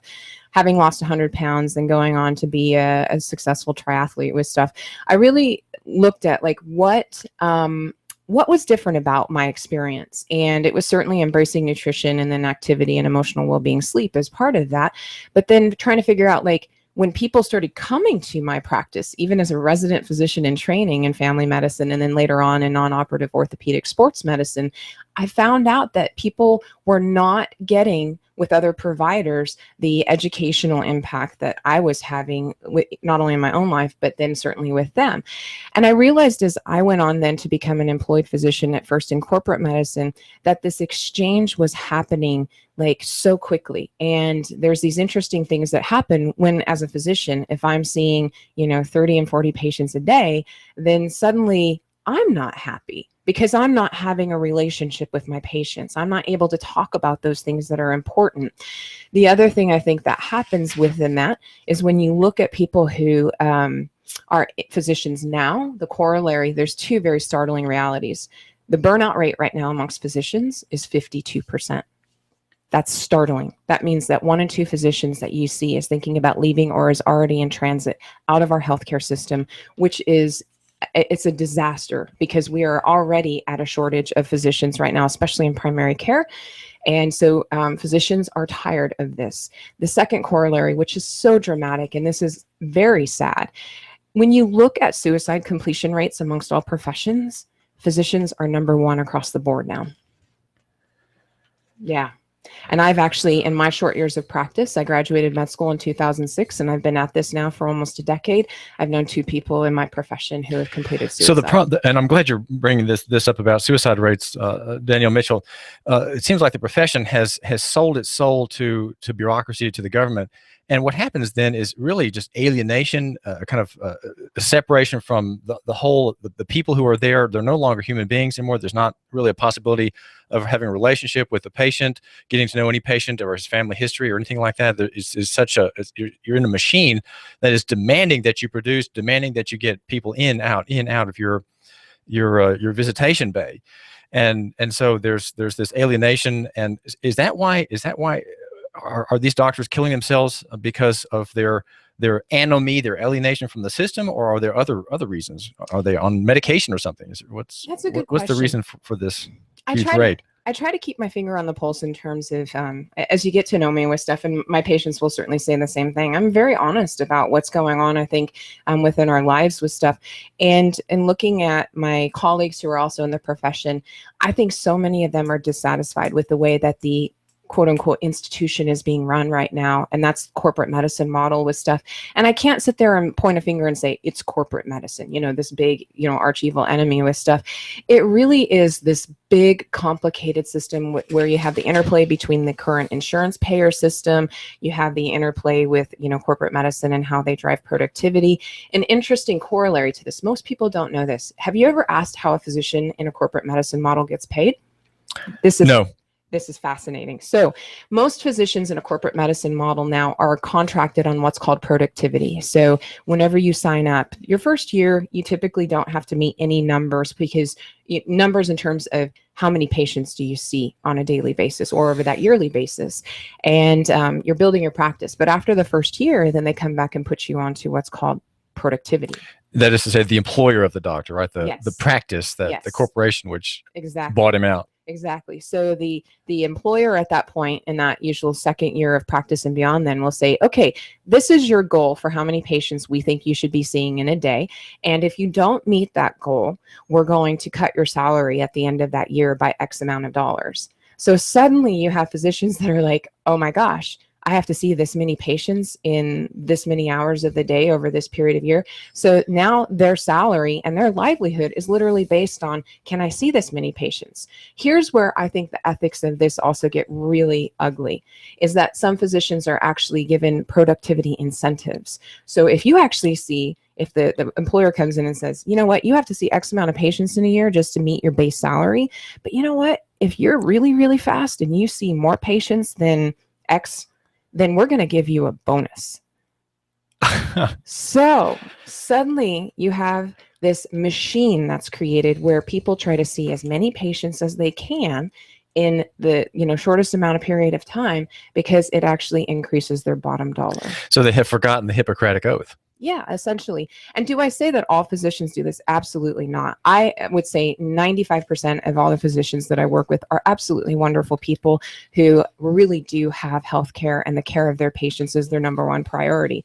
In fact, if you look at family practice, which is one of the most underpaid specialties out there in medicine, my colleagues and I and myself in this practice of family medicine, we're in it because we're there to take care of people. But there comes a point where you have to also take care of your doctor. So we are able to actually be happy doing that. We're talking with Dr. Danielle Mitchell of Chattanooga Sports Institute. So give my listener a quick rundown of the kind of care you give at the Institute, Danielle. So the type of care that we focus on is holistic. A lot of times when people come in and you see your doctor, it's not just about the arm pain or the wrist pain or the stress that you feel from that. It's the whole body. It's the whole person. our medical care system and corporate medicine model and the sick care model has become so compartmentalized. Oh, you have like a finger issue, go see the orthopedist. Oh, you have stress issues, go see the psychiatrist. Oh, you have problems with diabetes, go see the diabetic family, physician or the endocrinologist. What we're attempting to do, and family medicine, I think, is really great at doing, is being able to incorporate all of those issues into your visits with stuff, so you are having things addressed from one angle, one person that you have continuity with. We make the referrals when we need to, but we really, my practice at the Chattanooga Sports Institute, we are really vested in wanting to treat the whole person and not just a part of the person. This is David Tulis. Our show explores this very, very theme that small is better than big and that simple is better than complex. And then there's a third point here in local economy in our examination of it, that near is better than far. And it seems that Danielle Mitchell and a very small body of physicians here in Chattanooga are discovering local economy. And in the footnotes, it would be this, that personal is better than corporate and that physical is better than abstract. And so what you're describing, Danielle, in the corporate industrial model of healthcare and payments for healthcare is that people have forgotten what are essentially local economy arguments. They think that abstract is more important than physical. In other words, the number is more important than the individual patient. They think that corporate obligations are better than personal obligations that they have with the patient. And the other points as well, you're proposing to really have a simpler life yourself as a doctor, and your business is really about having simple relationships and not having a complex mechanical sphere around your building. Yeah, so one of my favorite things that summarizes, I think, your point perfectly is in life, one of my life mantras is, you don't have to make a killing in life, you just have to make enough. And to be able to have that interaction with patients and have the quality relationship, that's where it's all about. Danielle Mitchell, how can my listener contact you? Our phone number is 423-875-1005. You can find us on the web at www.chattanoogasportsinstitute.com and on Facebook. You give us 12 minutes and 40 seconds, we'll give you Chattanooga and the world. News Talk 1240. When my brother and I opened the first Jets Pizza, we believed if we made the best pizza, customers would find us. So we made fresh dough each day, used fresh toppings, and premium mozzarella cheese. 300 plus stores later, we still do. Try Jet's famous 8-corner pizza with premium mozzarella cheese and one topping, now just $11.99 for a limited time only. Jet's Pizza, the best pizza in town. 3600 Hicks and Pike. Life is short. Eat better pizza. Let's get Jets. We've got a table here at Delia's in Saudi Daisy, ready to delight in a plate of authentic Mexican food. Delia's spreads a rich selection, loaded nachos, crazy chicken, homemade tamales, maybe the enchiladas with beef, chicken, pork, quesadillas. Every dish beautifully pictured on the menu to help us decide. Join us for lunch or dinner. We're at Delia's in Saudi Daisy on Dayton Pike near the Thrasher Light. Here's dinner. Delia's uses the freshest ingredients, cooked to perfection. Nachos, homemade. Delia's open every day except the Lord's Day. For lunch and dinner, treat yourself to Delia's genuine Mexican food. In Saudi, call 521-7145. That's 521-7145. Do you feel better outside your home or business than in? Indoor air quality is important. Mildew, mold, smoke, water, and rodent damage are prime causes of poor indoor air quality. Ducts Indoor Air Professionals, better known as Duct Busters, cleans HVAC systems using 127 definable Duct Busters steps. Let Mark Thompson address the indoor air quality at your business to help reduce employee illnesses. Prevent fires by cleaning your dryer vents. Mark and his parents, Dick and Joan Thompson, have been building our local economy and helping local people with HVAC systems 16 years. Ducts Indoor Air Professionals.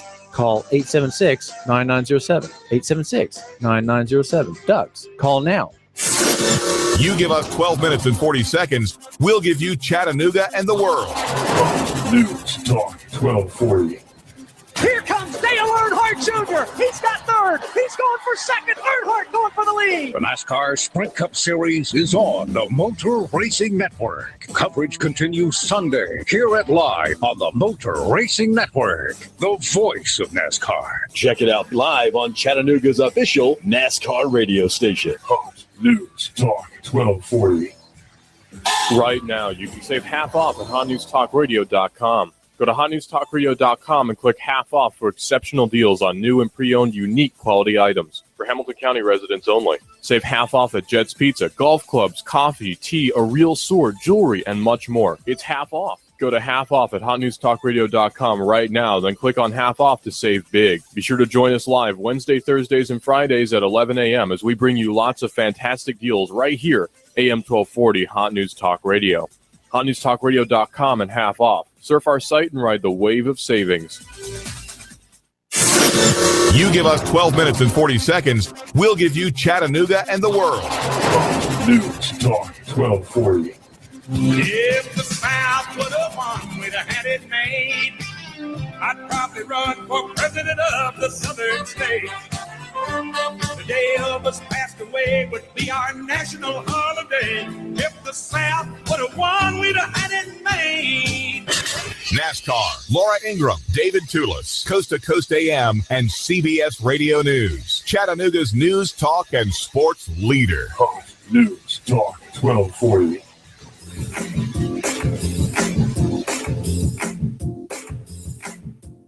Fox News Radio, I'm Lillian Wu. President Obama stepping up his push for the Iran nuclear deal today, speaking at American University on the upcoming vote in Congress. The Minnesota dentist who killed a protected lion in Zimbabwe had to temporarily close his practice and keep a low profile, and now police in Southwest Florida say vandals have spray painted the words "lion killer" on the garage door of a vacation home he owns, and there were at least 7 pickled pig's feet left on the driveway. Meanwhile, a court appearance in Zimbabwe for a man who helped Walter Palmer kill that lion. Zimbabwean hunter Theo Bronkhurst claims there was nothing illegal about the killing of Cecil the lion. He spoke to reporters before his court appearance today. If we do not use wildlife sustainably, there will be no wildlife. Bronkhurst's trial was postponed until September 28 to give his lawyers enough time to work on his defense. Fox Radio's Paul Tilsley in Johannesburg. Fox News, we report, you decide. You give us 12 minutes and 40 seconds, we'll give you Chattanooga and the world. News Talk 1240. Live from Chattanooga, Tennessee, it's Nooganomics with David Tulis.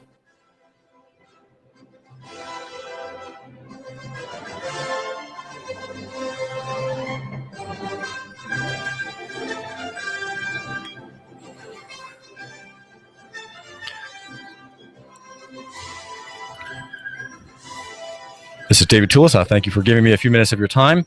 And we are thinking about local economy solutions to intractable national problems. I believe there are no national solutions to the medical insurance crisis and the loss of faith among many doctors in their own professions. We hear that more than half of physicians in the United States, even half of physicians here in Chattanooga and Hamilton County, are burned out. They're burned out. They're exhausted by the nitpicking, the niggling, the harassment, the bureaucratitude, if you will, imposed upon them by their insurance providers, whom throw at them the ICD-9 coding world, the CPT coding world, as Dr. Homero Rivas tells us in an essay published at Nooganomics.com. He is one, as is Dr. Danielle Mitchell, of the physicians in the Chattanooga area who have bolted, who have decided to vote for local economy and vote for themselves in what is a remarkable and I think very encouraging turnaround in the medical field among members of a profession who have sold their souls. They did that in the Johnson administration, and even earlier, as the national economy became the federal government economy that reflected the federal government's prerogatives, its wars, its desire for centralization and total control of really all of life. And they're saying, no, we've had enough of licensing. We've had enough of operating through cartels, through industrial and financial cartels, which are insurance companies, which bring us into a bondage. And it's a remarkable change. We are hearing about Dr. Danielle Mitchell at Chattanooga Sports Institute here in Hickson in North Chattanooga. Is one of just a small, a handful of physicians who are saying, we're going to try local economy. We're going to try we're going to deal in cash. And cash is something you think that's just old school. Well, really, it's not. Cash, of course, refers to Federal Reserve notes, green rectangles or dollar bills, if you will. The 100 with Ben Franklin on it. I think the 50 has on its face the Yankee General Grant.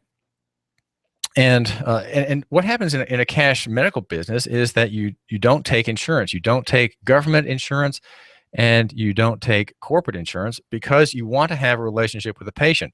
The patient wants a relationship with you and disregards his connection with the corporate world through insurance, whether paid for through his employer, with the employer paying part of the freight, or a high deductible policy for which the insured may pay $800 or $900 or maybe $1,500 a month and have a $6,000 deductible. Truly a remarkable change, and for that we have to thank, of course, President Obama, who thinks about you every day and wants to make your life better, just as Bill Clinton did. My name here is David Tulis, and this is the number 4 show at our radio station, that is to say Hot News Talk Radio 1240 AM. And the number 1 show is that of the kid, Digital Drive, the kid Russell, a man who has never young man, who has never set foot in a classroom, and yet has a most fascinating and useful analysis of the tech sector and of, well, I'd say surveillance is a pretty big topic for Digital Drive. That's every weekday here at noon. The number 2 show probably is Sean Hannity, though I don't know for sure. And he, of course, is the great neoconservative, the great fan of American exceptionalism. And the number 3, well, probably that's Tex. That's Cowboy Up with Tex, which is every day at 6. At 5, we have our Drive Home News show with Russell, the news director. And at 6, Tex offers his disquisitions on the moral claims upon government and the need for operators of the modern state to step up and be accountable, and for you, his listener, to step up and make them accountable to you, the listener, right through the democratic process. There's an interesting story about the Raleigh family, a couple, Christopher and Dorothy in Avondale. The story is on WRCB TV, that is to say TV3's website. It's another strike against local economy, and yet it shows how local economy and the charitable effort of this Christian couple is plowing ahead despite the claims of bureaucracy, Andy Burke's bureaucracy in Chattanooga. The lead of the story by Megan Brantley says that an Avondale couple committed to feeding underprivileged children in their neighborhood are having to fight for a permit to continue their ministry. And this couple has been in the news for 3 years now, Megan says, and they're facing opposition, this time from the good people in City Hall. Christopher Raleigh says, "We fund it. We do all the work. It's only the 2 of us. We don't get help from anyone else. We do get a few donations, but for the most part, all of the work has been on us. All the finances have been on us." And you know what's happened, right? Every morning on school days, well before daylight, this couple is up, waking in the wee hours of the morning, as Megan reports, to feed children who are waiting for the free ride to the factory school. And they are provided with breakfast, love, and attention. He says, "We make sure we do all we can to make sure they get the ministry, the prayer, the support. When they're cold, we try to keep them warm. When hungry, we try to feed them. We were told we needed a special permit, and we weren't aware of that, so we filed for it, and we didn't know we'd face so much opposition." And this is, again, a private arrangement among private people acting, I would like to suggest, as natural persons, as private persons, and yet they're being told that, hey, you are dealing with our corporation, our municipal corporation, and you have to obtain a corporate status. You have to have a license to do this. You have to identify yourselves. You have to admit yourselves to be in a certain form. to be at a certain location, and you have to submit. You have to become one of us. You have to have a license to do it, because what you're doing is wrong. That's why licenses are granted. The presumption of any body, any organism or organization that demands a license from you is that your work is wrong. It is against public policy. It may be actually illegal. It is perhaps a sin. And so to be allowed to continue in this disruption of the public weal, right, the public welfare, you have to obtain a license. That's why all kinds of things are licensed that are really a kind of lawless demands for licensure. For things that are not wrongs or torts or evils at all. There are all kinds of things for which public authority demands ownership, and that's what licensing does. Licensing says that we own this activity. You have entered into this activity without our permission. We've let you go thus far and this long, but now it's time to admit that we own what you're doing, and therefore, since we own this activity and we have control over all examples of it in Chattanooga, you, Christopher Raleigh, and your wife have to ask us permission to do it. It is simply wrong. It is simply a violation of the public order and may be a danger to public health, safety, and welfare. And that's why the town corporation of Chattanooga is demanding this license. And now apparently by this story by Megan Brantley on WRCBTV.com, that's TV3's website. There may be a fight with opposition among neighbors, and maybe a high-mindedness among the licensor, the staff of the licensor, the body that will be granting permission for this very troubling act, this very, very disturbing activity of feeding children who are going to the factory school. Right? Think of it. Your mom and dad have told you, get on that bus, go to the factory school, so we can go and work. Right? Both mom and dad have jobs, and we're sending you off so that the state can mold your thinking and make you increasingly dependent upon its kind ministries as you work toward graduation. By the time of graduation, of course, you know exactly what kind of papers you have to fill out, which would be various forms of application for welfare and benefits and other things like that. Though over the years, Megan Brantley says, the Raleighs have provided the children with much more than meals, providing coats in the winter and even reaching into their own pockets to buy school supplies in some cases. It's heartbreaking. It's disturbing, said Christopher Raleigh. They're not hurting me and my wife. They're going to be hurting the children and the people we serve. And this is again a story about bureaucracy, which claims total ownership. Right? That's what you are told. You can't do this without a license. What you're being told is that to do it without a license is a crime.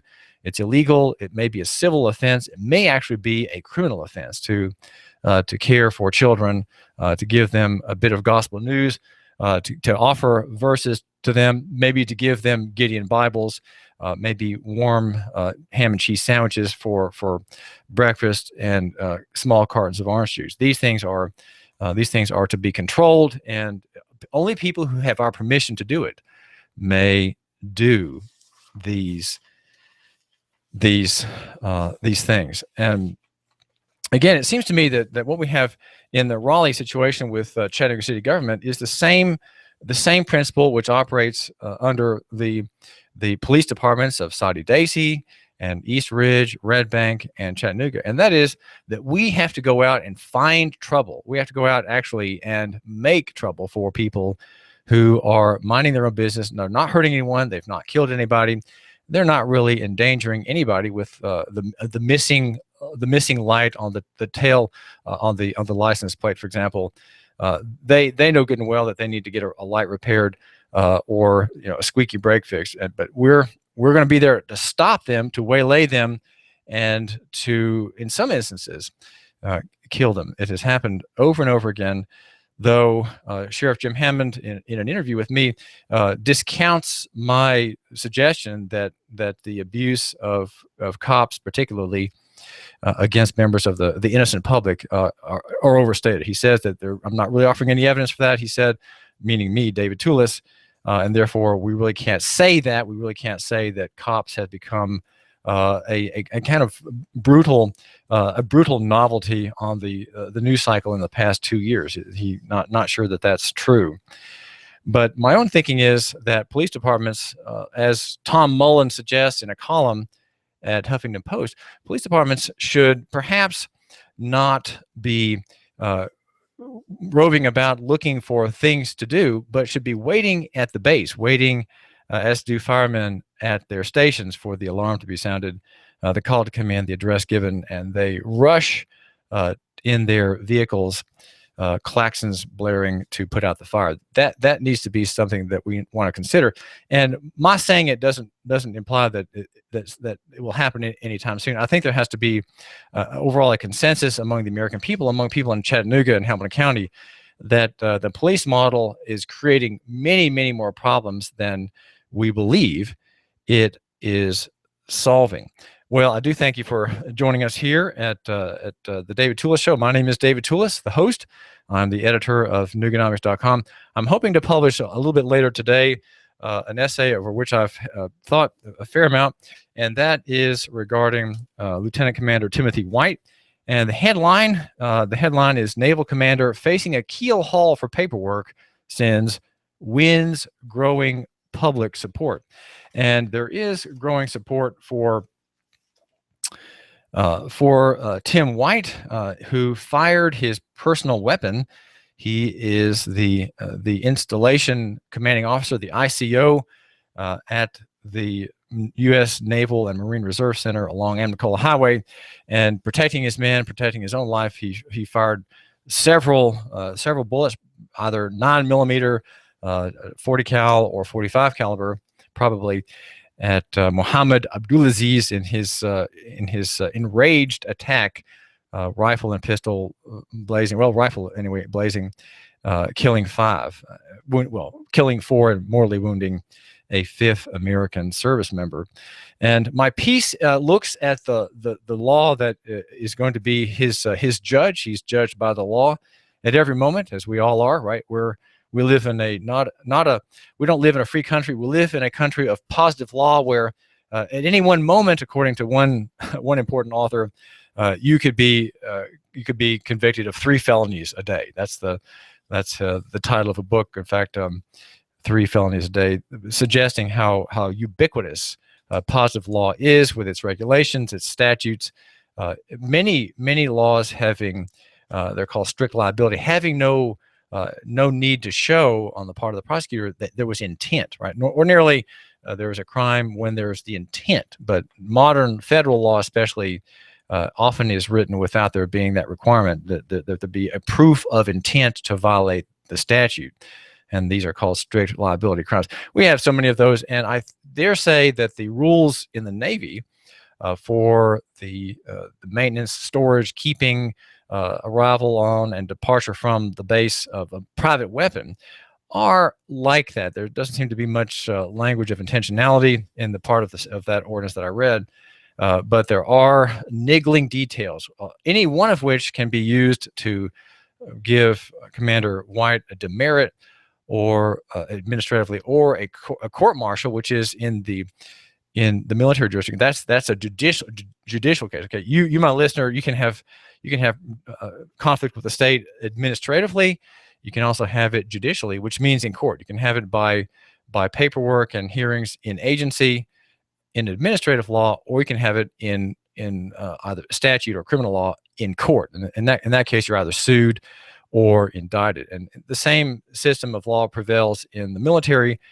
And we are thinking about 100 people. We would like there to be 100 people in Chattanooga and Hamilton County on August the 22nd, which is a Saturday, to show up at the Joel Solomon Federal Building and to demonstrate support for this military man. He's an honorable man who operated in an act of necessity to shoot his weapon, and who faces problems. He faces hassles in an investigation by JAG.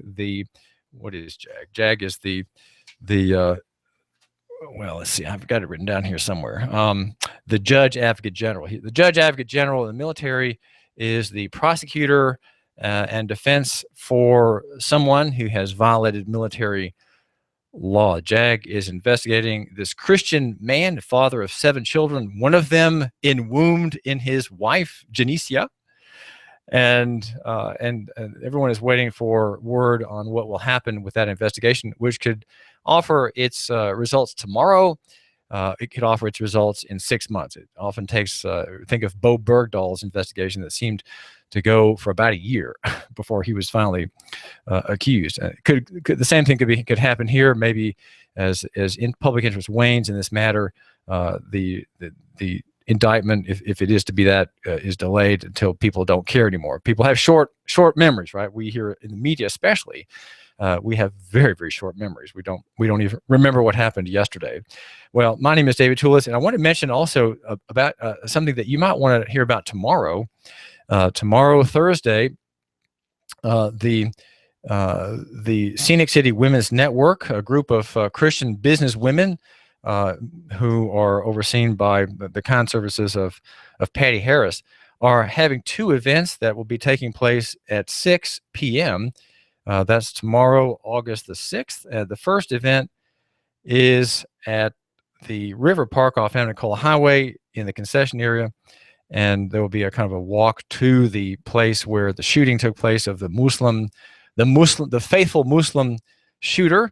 And the other place is at Grace Works Church, which is at 6465 Lee Highway. That's the church near the bridge there where the bridge crosses over from Lee Highway. And the great cross there along the hill, that's Grace Works Church. And that event will have a march over that bridge over Highway 153 to the recruitment center, where there is a tent-covered memorial, 3 or 4 tents, under which, in the shade of which, are hundreds and hundreds of Yankee flags, federal flags fluttering, and various balloons and mementos and placards and the like. And now on the 22nd, it is hoped that there will be 100 people here in Chattanooga. Maybe you would be one of them, to support the character and the bravery of the commander, Lieutenant Commander Tim White, who's facing an investigation, who's being investigated now, and for not for shooting the assailant, but he's being investigated for the things he did prior to that, which is to say, his indifference to the rule of law, if you will, controlling the storage of weapons. So I'm hoping to have a piece come out today. Look at Nooganomics.com. Nooganomics.com is the website of which I'm the editor. The website's been kind of in a doze for the past couple of weeks. I've just been busy with other things, trying to run a radio station, which is where we are today. Thank you for giving us a few minutes of your time. But I get these long spurts where I just have to write and have to produce for the man who's the reader. And the website is not popular. Okay, so don't think you're going to go there and see on the likes page your friends. Okay, because it's a website really for the people who matter. And if you're like me, you think that really only a few people really matter. And I like to think that maybe those who do matter are the ones who have some interest in what I hear your editor, David Tulis, have to say. I want to mention that that if you have indoor air pollution, make sure you contact Ducts, the indoor air professionals, formerly known as Duct Busters. Ducts cleans the mold and the mildew out of your long neglected ductwork, everything that domain between your vent and your HVAC system. Call Ducts, formerly Duct Busters, at 876-9907, 876-9907. And I want to mention also that we have Bruce Krebs here every other week on a great little show that's the Entrepreneur Hour. And Bruce runs Entrepreneur Source. He is the man to get you into a franchise. I think you, my listener, need to find some area, especially in your area of genius, in the long experience you've had in your field. Find an underserved area there and go into consulting and serving the people there by your own insight and imagination and your care for the people in that field. That's a way of getting away from your current situation, your plan A, right? You need to have a plan B. Bruce Krebs will help you get into the franchise, a franchise may be just exactly what you need. And Bruce specializes in that. He helps the franchisor find you, the franchisee. You don't have to pay him a dime, and he can get you, I think, $150,000 in capital on your own signature without a lot of to-do. Find out what he knows at 875-5621. Make an appointment. Call that number, 875-5621. He's here every other Wednesday at AM 1240 Hot News Talk Radio. And I do thank you for giving me a couple of minutes every time. I'm very excited to learn here in Chattanooga that we have Dr. Danielle Mitchell at Chattanooga Sports Institute, who believes in local economy just like you do. And she's going into a cash practice. This is a tremendous thing. We have Homero Rivas in Chattanooga at Chattanooga Spine and Body. We have also Dr. David Red at Quick Surge down on the North Shore in the Public Shopping Center. These are men who have exactly your idea, men and women who have exactly your idea. Well, this is David Tulis, and join me tomorrow. Have a friend change stations. Sean Hannity made the switch here to Hot News Talk Radio. You have a friend who can do the same. Now I've got some things I want you to hear. You give us 12 minutes and 40 seconds, we'll give you Chattanooga and the world. News Talk 1240. Sky Aerial Services uses advanced drone technology to give you a better perspective and depth of your property and project. We offer aerial photography and video for your business, farm, home, or advertising campaigns, as well as editing services to complete the experience. Call us at 423-521-0284 and see how we can help you tell your story about your business, property, or project. We work with real estate professionals, both commercial and residential, developers, engineer inspectors, surveyors, ad agencies, auto and boat dealers, mapping services, insurance inspectors, corporate marketing, charity events, weddings, and photographers. Our consultation is free. Call 423-521-0284. That's 423-521-0284, or visit our website, skyaerialservices.com.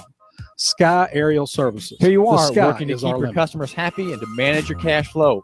IRS problems are the last thing you need, but here they are, flapping about you like vultures. Get help from Eric Pelton and his team of accountants at E.J. Pelton Company. Audits, letters, proposed return changes, 1099s, penalty threats. Pelton Tax Resolution Services brings peace of mind and helps you keep more of what you've earned. EJPelton.com. Offices on Brainerd Road and in Saudi Daisy, just north of the Bilo. That's E.J. Pelton. Call 622-3156. Think ahead. 622-3156. Are you tired of working in corporate America, or have you recently lost your job and would like to consider owning your own business? If you are, please call me, as I can help you look at franchises or business opportunities that fit you, the economy that we're in, and the type of businesses that are right in the greater Chattanooga area. After I help my clients find the right opportunity, I also help them find the best way to finance the business, including paying yourself through the startup phase. If you would like to learn more about opportunities that may be right for you, please call me for a free assessment. My name is Bruce Krebs at the Entrepreneur Source. Phone number is 423-875-5621. You give us 12 minutes and 40 seconds, we'll give you Chattanooga and the world. News Talk 1240.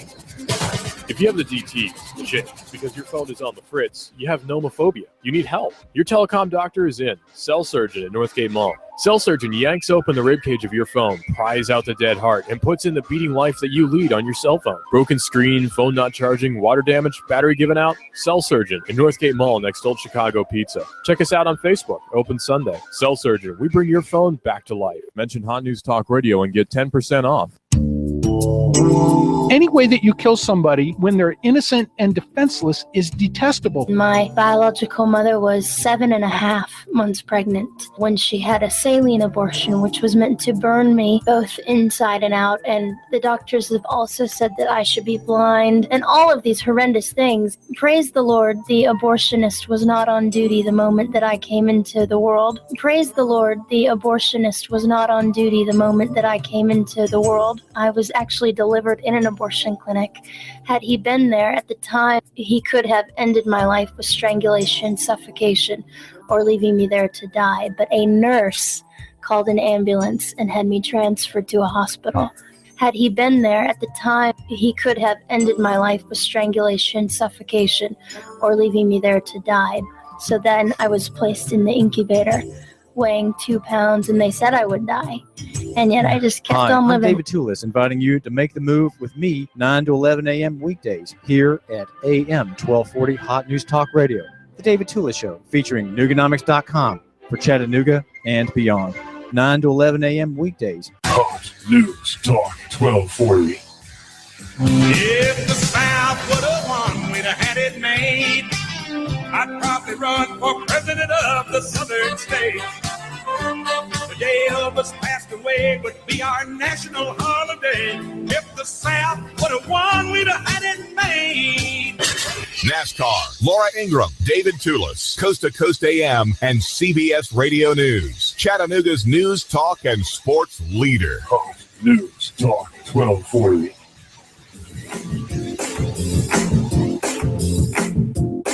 You give us 12 minutes and 40 seconds, we'll give you Chattanooga and the world.